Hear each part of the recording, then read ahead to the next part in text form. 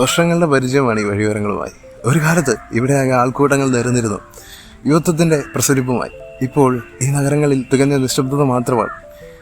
കുടിയേറ്റങ്ങളുടെ പുതിയ രാഷ്ട്രീയം, ദേശാടനക്കാരായി പറന്നകലുന്ന ഒരു തലമുറ അവർ അന്യനാട്ടിലേക്ക് ചേക്കേറുമ്പോൾ പണ്ട് കല്യാണമായില്ലേ, ജോലി കിട്ടിയില്ലേ എന്ന് ചോദിച്ചൊരു വിഭാഗം ഇപ്പോൾ ചോദ്യത്തിൻ്റെ സ്റ്റൈൽ ഒന്ന് മാറ്റി.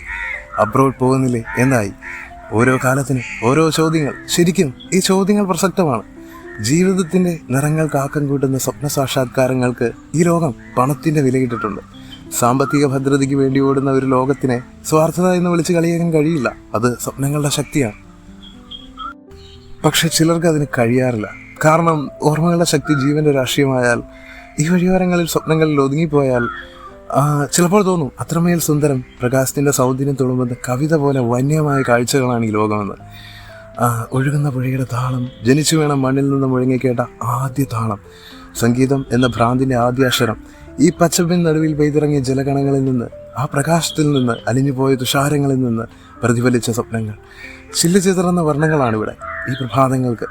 ഈ പർവ്വത നിരകളുടെ മടിത്തട്ടിൽ കരിമ്പാറക്കെട്ടുകളെ ചുംബിച്ചെത്തുന്ന ഈ പുഴയുടെ തണവേൽക്കുന്ന മണ്ണ്, ഈ പുൽമേടുകളുടെ നിറങ്ങൾ കലർന്നു പോയൊരു ജീവിതം ഈ കാഴ്ചകളെ നടപ്പുവഴികളാക്കി രൂപകൽപ്പന ചെയ്തു. സ്വപ്നങ്ങളെ ഈ തിളക്കങ്ങളും പുഷ്പവാടികളുടെ നിറങ്ങളും അതിനെ കുളിർപ്പിക്കുന്ന ചെറുതന്നലിൻ്റെ തലോടൽ. പുഴയെ തലോടിയെത്തുന്ന കാറ്റായതുകൊണ്ട് തന്നെ വെയിലിൻ്റെ കനം ഏൽക്കുന്നില്ല. തണവുണ്ട് ഈ തന്നലിൽ. ആകാശത്തെ തൊടുന്ന മുള്ളൻ പുല്ലുകളുടെ പച്ചക്കുന്നുകൾ, ഒരു മഴ പെയ്തോടിയ വഴിയിലൂടെ ഇരുവശങ്ങൾ, വജ്രം പതിയും പുലർക്കാലങ്ങളിൽ കരിങ്കറുപ്പിൻ്റെ കരിനീലിയുടെ നിഴലാട്ടം, ലഹരികളുടെ സംഗമം പോലെ ഒരു രാത്രിയുടെ ചുരുളിൽ എഴുതപ്പെട്ട വാചകങ്ങൾ. ഈ നാടാണ് പുതിയ ചിന്തകൾക്ക് ആശയം തന്നത്, കഥകൾ പറയാൻ പല ഭാഷകളുണ്ട് എന്ന് പഠിപ്പിച്ചത്. പ്രപഞ്ചത്തിന് അത് പ്രകാശമാണ്. പ്രകാശം ഇല്ലെങ്കിലോ?